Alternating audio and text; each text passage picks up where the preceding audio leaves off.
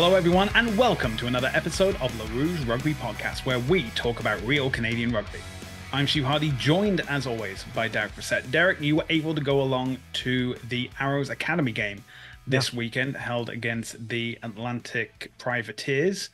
And you weren't for I had reasons that you care not to share, but yeah. you know, rugby would be the most important thing to you. So I don't know what happened to you on the weekend.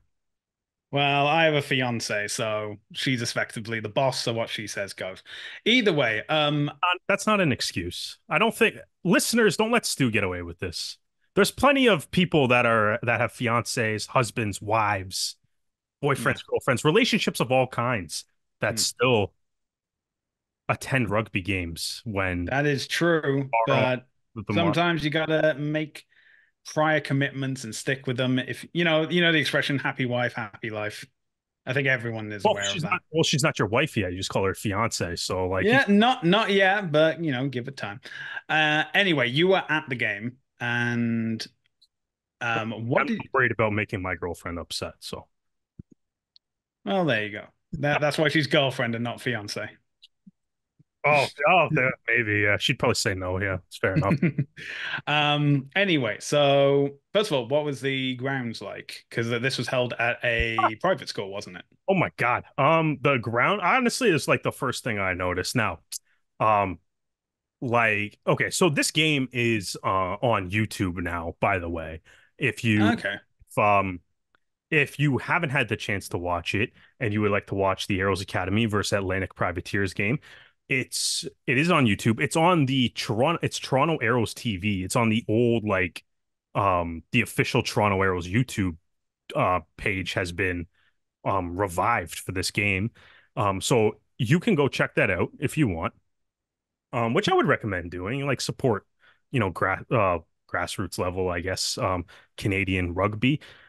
Um, so like your question there about the ground, definitely like the first thing that I noticed. Now, I understand that Crescent School is a private school, um, and with the private school, obviously there's a little bit more money.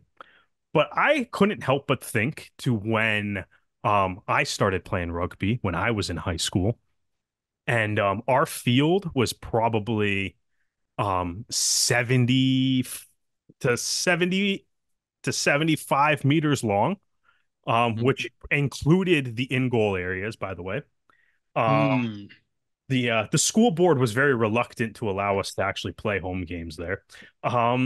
So you had the field that was nowhere near big enough. On one side of the field, you could get if you got you can get tackled into a portable that was comfortably like maybe a foot off of the touch line. So Hmm. that was fun. Also, not a whole lot of room for a hooker to operate with a line out. Very tight quarters there. If you kick the ball, we literally had players that would run into the parking lot for like kicks at goal because we had to like have a team of people that were in charge of deflecting the ball away from cars uh, Hmm. when they would get kicked over. If you All kicked it the other way, it were in danger of breaking a window on someone's house. Um, all of this to say is that my high school rugby experience, not exactly a world-class facility on the field. Uh, right. so Crescent School kind of blew me away that in the last, I guess, 14 years since I was in high school, that this is now what high school kids are playing rugby on. There's a pretty gorgeous turf field. Um, Everything about it looked like borderline professional. Other like is really what it is. It's like yeah, like it looked really like world class. They had like a huge like fully like electronic scoreboard. That was Oh, wow. during the game. You can see that in the background. Too. Like it's yeah, like it's kind of nuts. Actually like walking up there and being like damn, like this is a high school, man. And it's like it looks it's I'll put it this way, it's better than Lamport Stadium, where a professional rugby team actually did play. That field's nicer. What Uh, was that scoreboard able to put the word Toronto on its lettering, or could it Oh only yeah, put it, Toronto? it had I believe it actually had arrows and Atlantic were the words that were written on the scoreboard. It was Okay. arrows and Atlantic. Um but I don't think that had anything to do with like a letter restriction like at Lamport. But like yeah, no, absolutely like it's yeah, unreal field. It's yeah, I can't believe that's what high school kids are playing at now. It's insane. Well, keep in mind this is a private school. It's private school. They Is it also so? had like I know it's a private school, but they also had like posters for like their rugby team like in the parking lot and like in Okay. the thing. So Mm, I know like when we had Tim Matthews on last week, he did mention that part of the reason they chose Crescent School is because they were putting some money into like they've been putting some money into their rugby program, so support people mm, supporting that are supporting rugby and pulling up there at like I'm assuming that school uses that field for other sports, but like and the school actually kind of makes it feel like you're pulling up to like a proper like rugby stadium in a weird way. Even though it's a high okay. school. But yeah, yeah. So my thoughts on the venue were like, I can't believe that because even when I was in high school, we played against private schools, and Yeah. they did not look like this. It's kind of Well, it's crazy. So it's high school rugby seems like it's been coming a long way in Canada in the last like 14 years, anyways. all right. Well, that's good. Well, let's talk about the game itself because, I was following along to your updates on Twitter as it was going along, and it seemed to start well for the academy, and then the privateers seemed to be taking full dominance of the game. Yeah, it was so honestly like absolute dream start for the Arrows Academy. Hmm. Right off of the opening kickoff. I can't remember who on Atlantic, but like the player on Atlantic, caught the ball, was hit immediately. All the forwards were like immediately at the breakdown and were able to get a penalty like 15 seconds into the game. Hmm. So, like, kick to the touch line, drive a maul. Not quite over. I believe they needed another phase to actually get it done. But either way, or sorry, not another phase. They pulled it out. They almost got there with the maul. They threw it to the backs, crossfield kick, and Ben Russell, their winger, scored in the corner.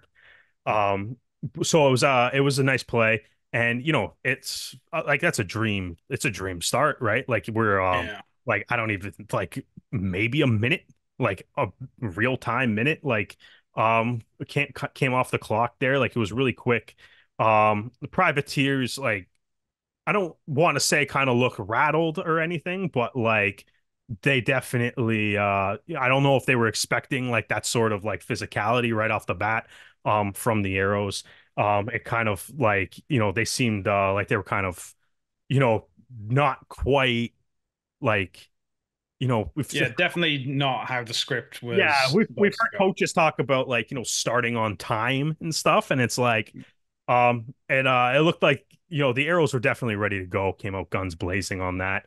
It did obviously it didn't really take long for the privateers to answer. I think they what ultimately amounted to like 30 something unanswered points Yeah. right after, right? So like you had like the wingers on the Atlantic Privateers, Kyle Corrigan, Keith Graham, were really kind of the drivers of a lot of the drivers of their offense like early on in the game.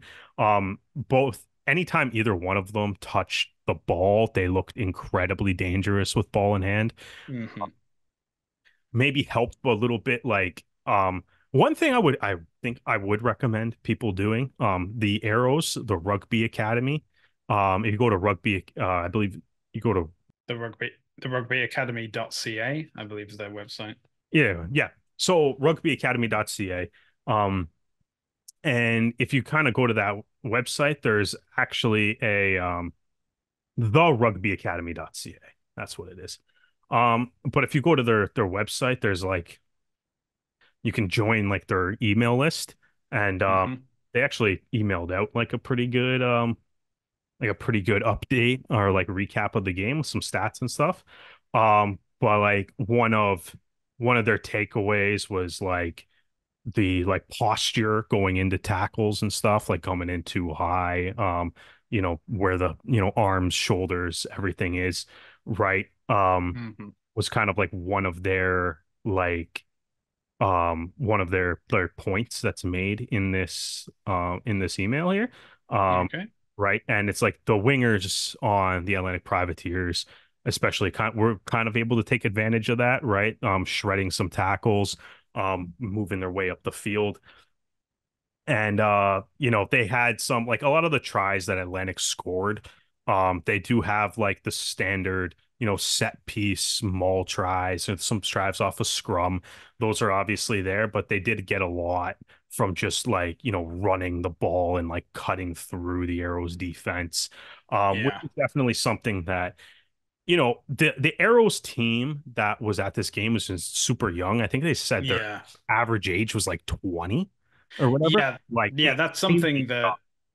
I realized as well is that, like, obviously the Arrows Academy, Yeah, and speaking to the guys last week, it's clear these guys are coming from, like, you know, graduating high school and in the middle of their like university tenure, or in their yeah, early 20s, whilst you have the guys in the privateers, which is established more as a, at the moment, I'd say semi-professional, high performance team, emerging from Halifax. I mean, one of the guys that's doing absolute wonders for this team, from your reporting, was Jamin Hodgkins.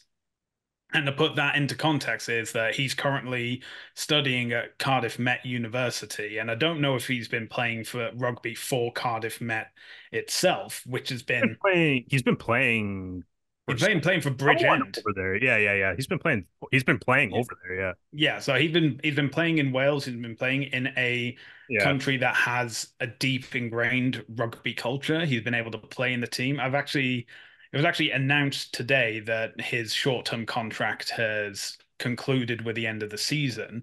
He played for, I think it was 6 months, and during that time he scored 75 points. yeah. So he's clearly doing He's fantastically well, yeah. in a semi-professional environment already. And then he's coming over to the Atlantic Selects and making even more waves as that's been going. Atlantic Um, Privateers. sorry, he's been coming over to the Atlantic Privateers and making waves over the here as well. So, Making waves because Privateers boats. I see what you did there.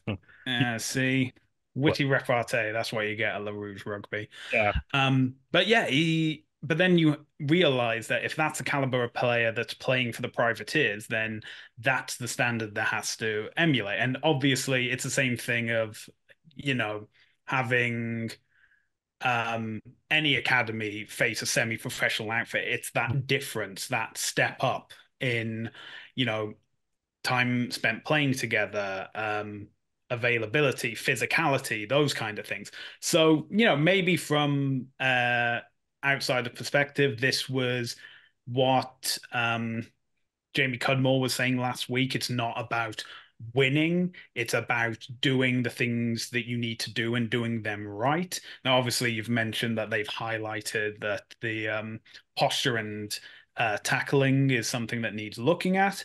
But, this was, for lack of a better term, like an exhibition game. We've got the um, East Coast Rugby Championship coming up that officially starts, I yeah. believe, next week.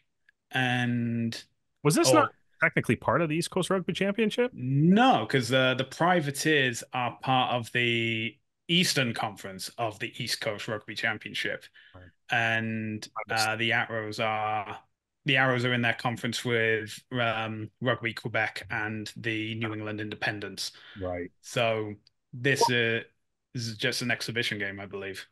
Yeah, well, I think like so. I mean, there's kind of a lot we can talk on from that point that or those points that you just made there. Like, yeah, I think like the arrows are so. This was mostly players from because the Western Hub.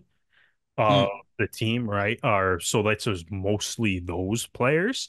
Right. And there's also the Eastern Hub. And a lot of those guys were playing for their clubs because it was the start of Yeah. the Marshall season, right? And as you know, the Marshall kind of usually kicks off with everybody playing like their big like local derby games. Yeah. A lot of those guys were playing in those games for their respective clubs. Right. So I think there's another game this weekend against Greystones, so an Irish club, right? Yeah. And so like it'd be interesting to see what that roster looks like and how that roster, compares because it'll probably be a lot of the Eastern guys getting their shot. Hmm. Obviously, they got that East versus West showdown that's coming up later before it ultimately winds down to the roster that's going to go to the Coast to Coast Cup. Yeah, so it's like they're gonna be picking that team, but they're clearly still in like the like player selection phase Yeah. of the arrows are. And I think like that to me was kind of the biggest difference in this game, right? Like the Atlantic Privateers have like all their guys were older, they were bigger, they were stronger. It really Yeah. shows in the set piece stats. Hmm. The scrum was so much better. Or the scrum for the privateers was way better. The privateers were stealing lineouts left and right in this game as well, right? Yeah. So it's there was a lot of that going on. The physicality, I think the privateers definitely brought a more physical presence, which knowing that the arrow average age of the arrows was 20 years old, um, is I think is to be expected. Your other point, you kind of mentioned Jamin Hodgkins as well. That dude's fun to watch. He's got a nice little swagger to his game. If he makes a nice play, he seems to be very inclined to let the other team know that he made a really nice play, which I'm sure the Arrows loved. But like, yeah, he's got that. He's kind of got like almost like an Owen Farrell-esque like kick build up run up, I guess, or whatever you call that, that like little kick ritual that Okay. does. He's kind of got like a little Owen Farrell-esque, which I mean, as a Saracens fan, I was kind of digging.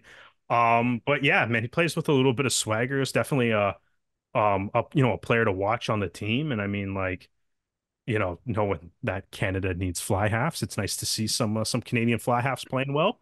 The other side of the ball, though, like speaking of Canadian fly halves playing well, I thought like Tyrone Neville, I thought did a really great job. I mean, they had like maybe not as many like attacking opportunities as the Privateers based on just like, how that game went. But he did kind of take advantage of it. He scored a try just by, quick tapping a penalty, right? Just having Yeah.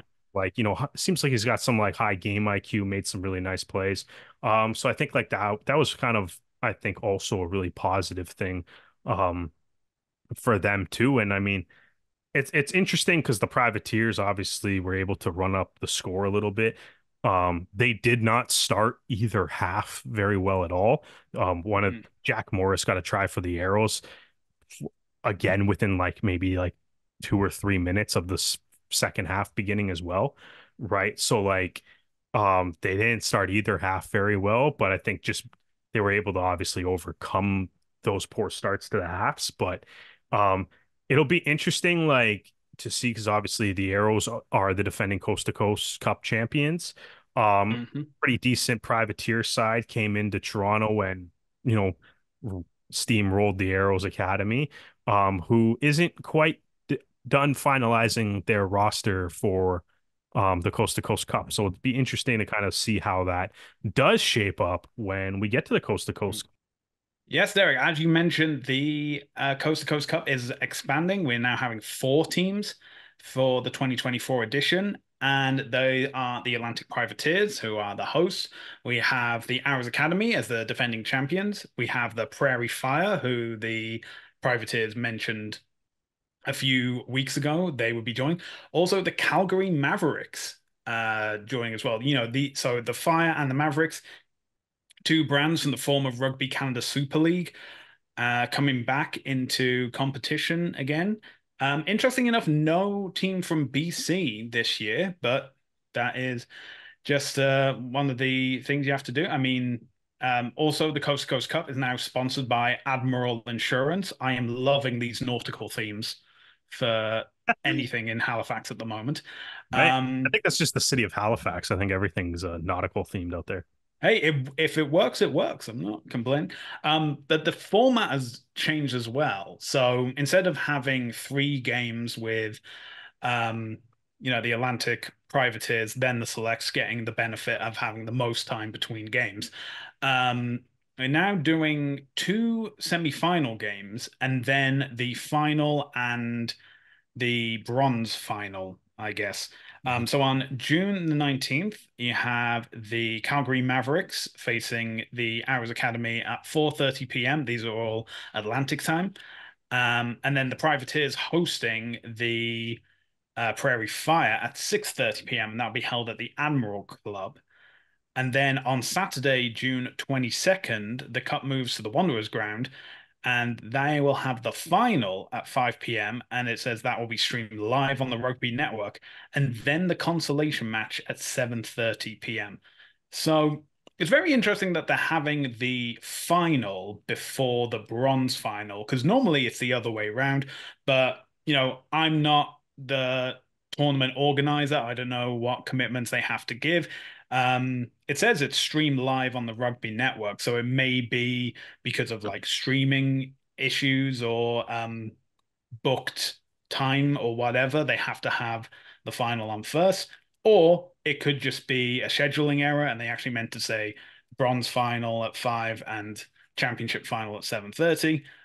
But at least we know that one of these games is going to be streamed live on the Rugby Network. I'm assuming Um, it's right. I'm assuming it's right. I'm Hey, assuming it's right as well. It's just different.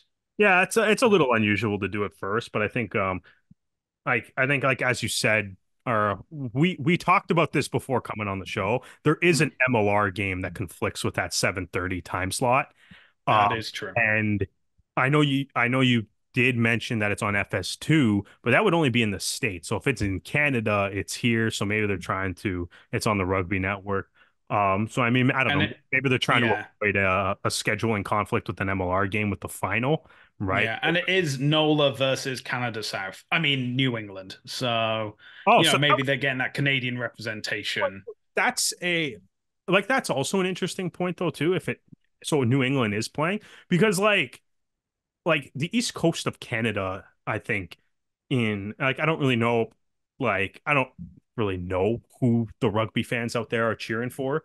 But like my experience with the East Coast of Canada too has is like, there's a lot of people out there that do cheer for like the Boston area sports teams as well because they are physically close to Boston.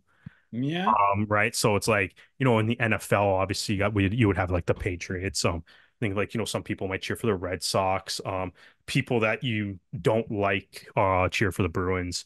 Um, Mm, but despite the fact that they are from Halifax and are all or not from Halifax, despite the fact that they're from the East Coast and everybody from the East Coast is awesome. mm, But sometimes some of them have flaws, like cheering for the Montreal Canadiens or Boston Bruins. mm. But it's so like maybe there's just pure speculation, but maybe there's something to that people would want to watch a Free Jacks game. Yeah. Right, but like I don't know. um It's actually something that's just crossed my mind because we mentioned that the privateers are, you know, seem to be a much more physically dominant, higher skilled team than the academy team that they played this weekend.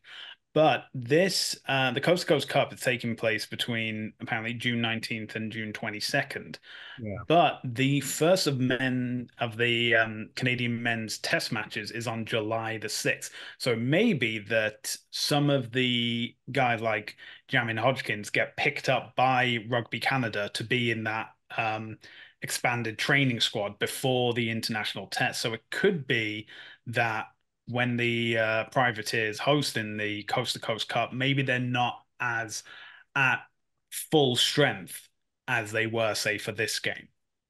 um I mean, I think that's a good point. I mean, like if like I don't know what it would actually be like 95% probably maybe more. Yeah, it's at 90, Players, 95% yeah, said. these players are all going to be Canadian, or Canadian eligible, right? So like, I I think obviously like I'm assuming like it'd be good for Rugby Canada to keep an eye on these tournaments. It'll be good for even if it's not like the national team, like under 20s, under 23 or whatever, but like um like it'll be good for Rugby Canada to keep an eye on these tournaments. It's probably going to be good for MLR teams to keep an eye on these tournaments as well, right? Because it's Yeah.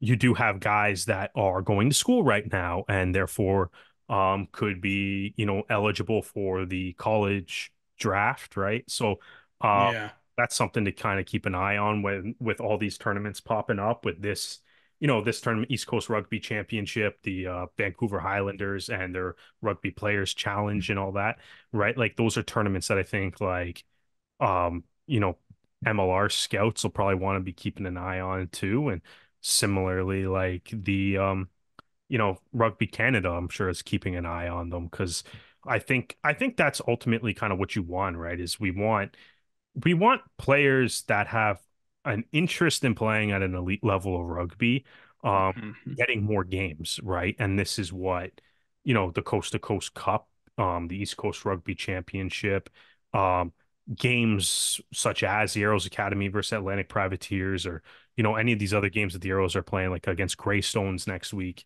right? Mhm. These types of games help get guys more game time, more experience, right? Allows them to build up their skills, their just their rugby IQ and all that, right? Yeah. So like we need that to be happening. But the big benefit of that is if we're playing these games, it's like it would be good to have obviously MLR teams, Rugby Canada's national teams, like keeping an eye on these players because it's another chance to kind of view who the upcoming like generation of players are, right? Or who is like out there and available. Yeah, absolutely. We had Tim Matthews talking about like how you keep an eye out for Canadian eligible talent. I mean, I don't know how the draft is, if it's going to change in the future, but I mean, Canadian players or Canadian eligible players have already put their name forward for the draft list. So, this is definitely an option that they can use and the MLR teams can also use to acquire further talent, emerging talent in North America. But, it's only like a few weeks away now, and definitely great to watch. I'm hoping that all the games are on the Rugby Network, but at least if the final, at least I'm fine with that. Anyway, let's move from emerging talent on the Northern Hemisphere to fantastic talent in the Southern Hemisphere because it's been a thunder down under as Rugby Canada have taken on the Wallaroos in the next round of the Pacific Four Series. The final score Australia 14, Canada 33. Similar to the game against the USA, it was 7-19 to Canada at halftime. And yeah, something I actually found out that Australia have never beaten Canada in women's 15s, Oh, but this was the highest score Australia have ever made against Canada. The previous highest was 12. But, that's how I'm not. I don't know why I'm so like that feels very surprising. I think as well as like we're kind of a bit spoiled at the moment because we have this competition where Canada is facing three of the best teams in the world on an annual basis. Yeah. But before 2022, um Canada had only faced Australia three times, and I think one was at the 2017 Women's World Cup and then two other times where I think were like World Cup warm-up games. So, it's hard it's understandable of like, oh, but yeah, it feels it's a weird statistic to speak of. Um, That's great though. I like yeah, I know. keep No, my no complaints from here. We had five tries with three try scorers, Sarah Klein and McKinley Hunt picking up two apiece with Dalika Menin getting a beautiful try between the posts just from tapping the ball and going. Sophie De Goody getting 4 out of 5 conversions as well. Yeah, and I think Cool. the only downside was the yellow card that resulted in a penalty try. But testament to how good Sophie De Goody is that when the ref was trying to explain that no player could get across the field in time to be able to have hypothetically stopped Australia from scoring a try, Sophie De Goody was like, I could have made that. I, yeah, I know exactly. It's I did kind of love that. Well, yeah, she's the best player in the world. She could have done that. It is honestly when you do kind of word it like that though, it is honestly a weird rule to be like, you guys, nobody would have got that. Um, it's kind of weird because it's like it doesn't, the attacking player could have dropped the ball. There's a lot that could theoretically happen on a penalty try or like what's Yeah. a penalty try. I fully believe Sophie Dugutti would have stopped that for one. I think Canada was absolutely robbed on this call. And as a result of this victory, Canada now leapfrog France to third in the world rankings, putting them behind just England and New Zealand. They Uh, all spe qualify for the tournament that they're hosting, which I still don't understand. So, see, this is the problem. You have one team that Canada have never lost to, and then you have another team that Canada have never beaten.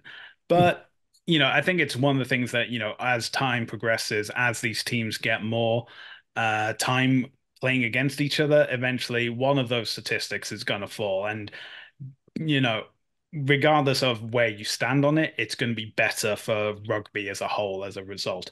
Um, but yeah, this game, obviously the difficulty of this game and the match against New Zealand in the early hours of May 19th is it's in the early hours. So you either dose up on the caffeine beforehand or you just call it an early night and get the result in the morning.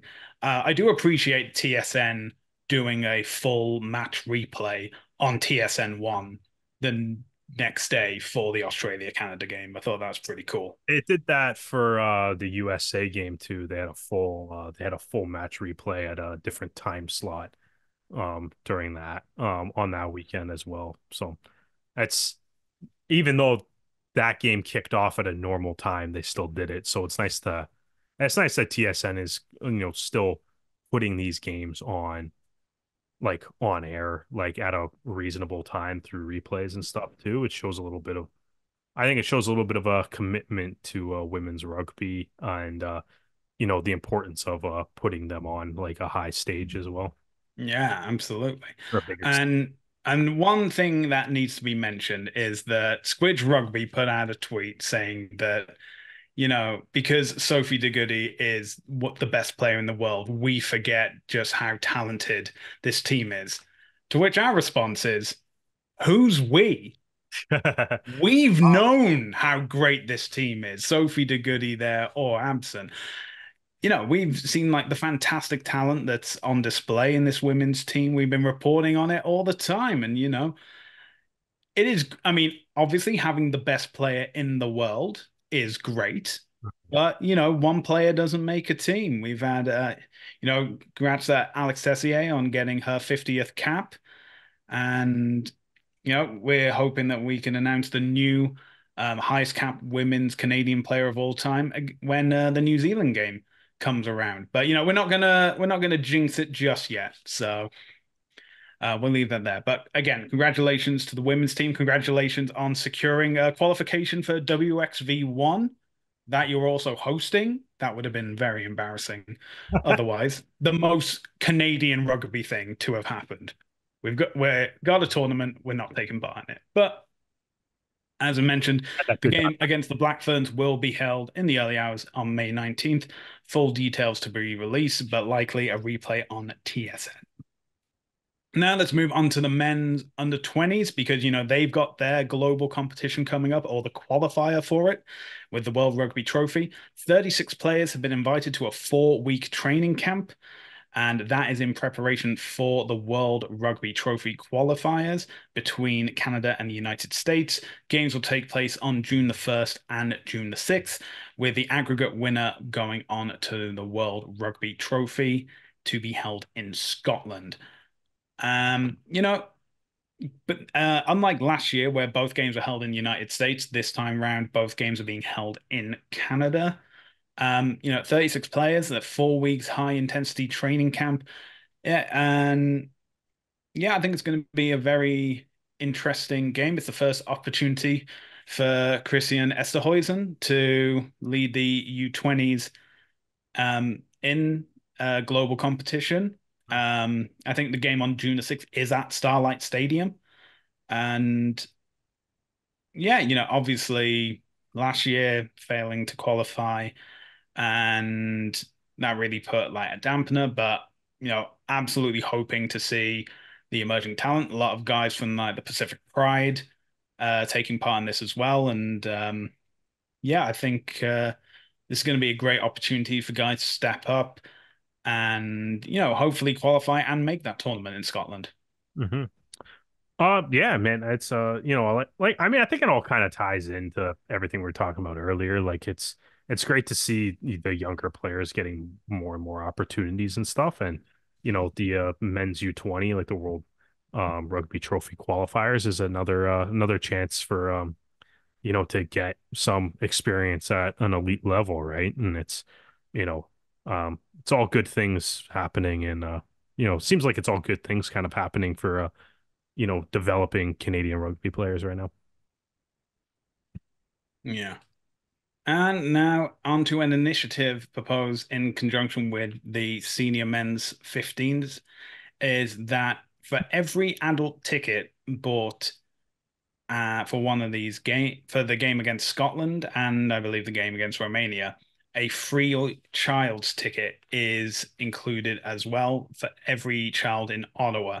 This is, of course, to get more kids involved in the game itself. And they had a similar initiative last year for the Pacific Four Series when that was hosted in Ottawa. I think this is fantastic. Anything that can get more kids to the games to see Canadian representation on the global stage.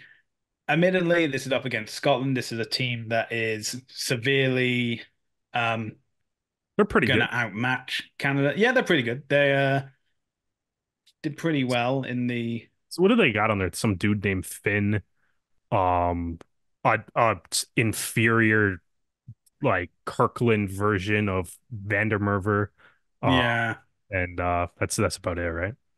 yeah. I mean, It's nobody.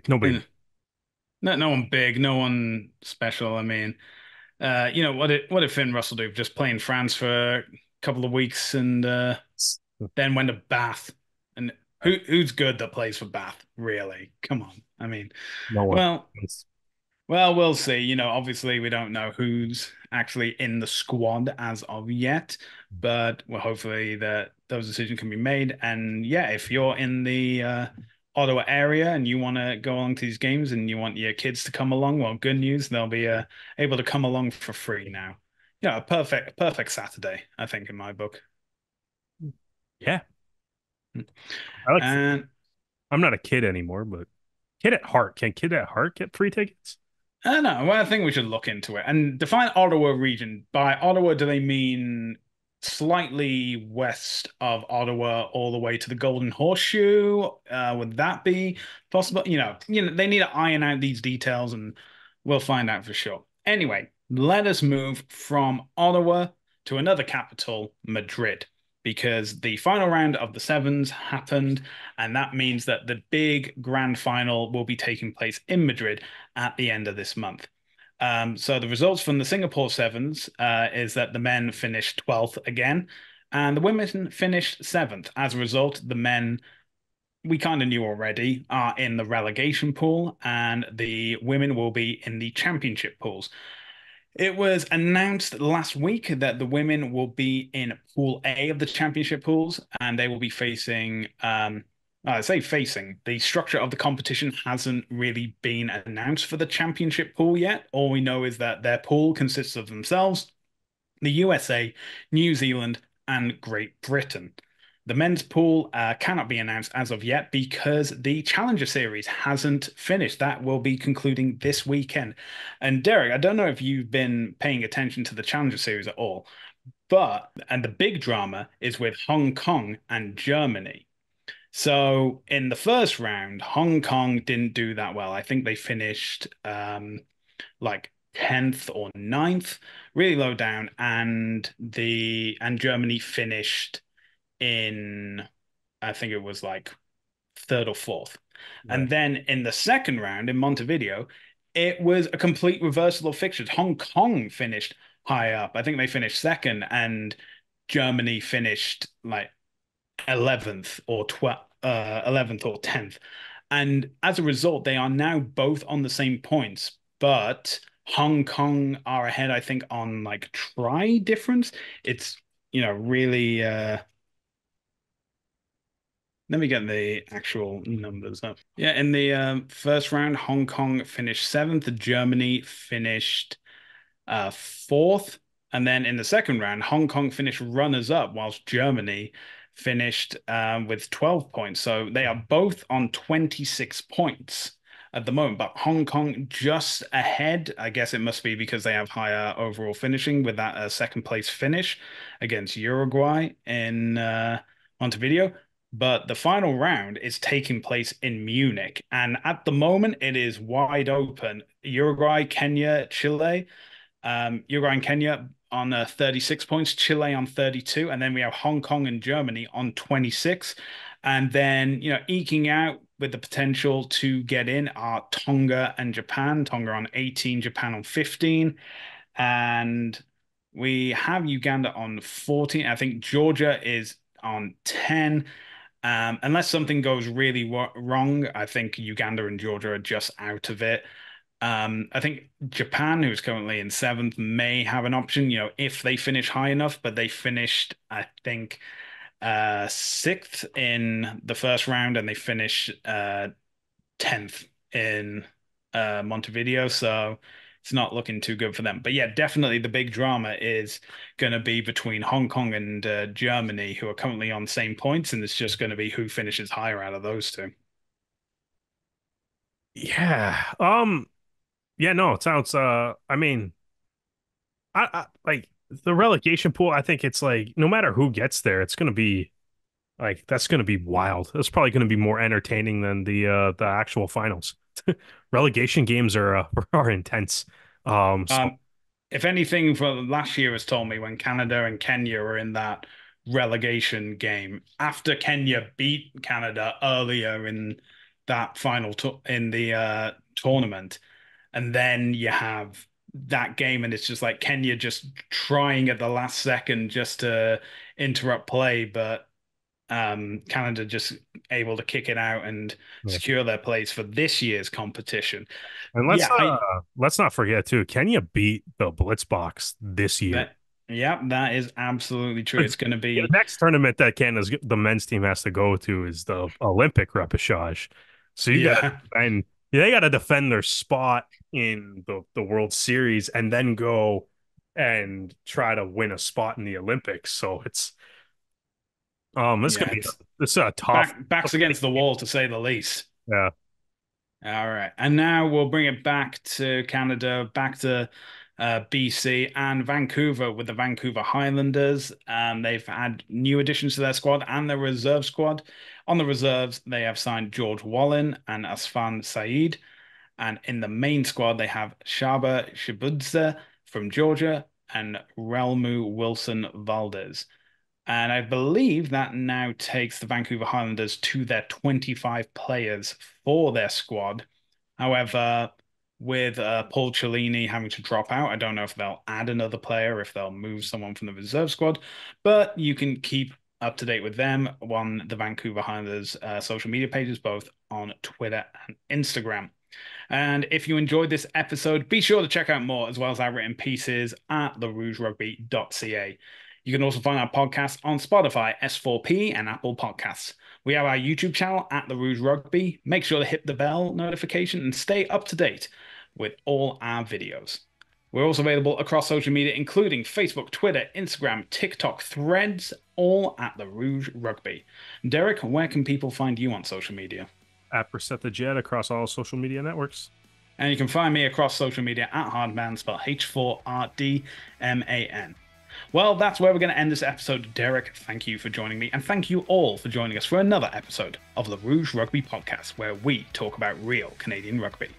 We hope you can join us again next time.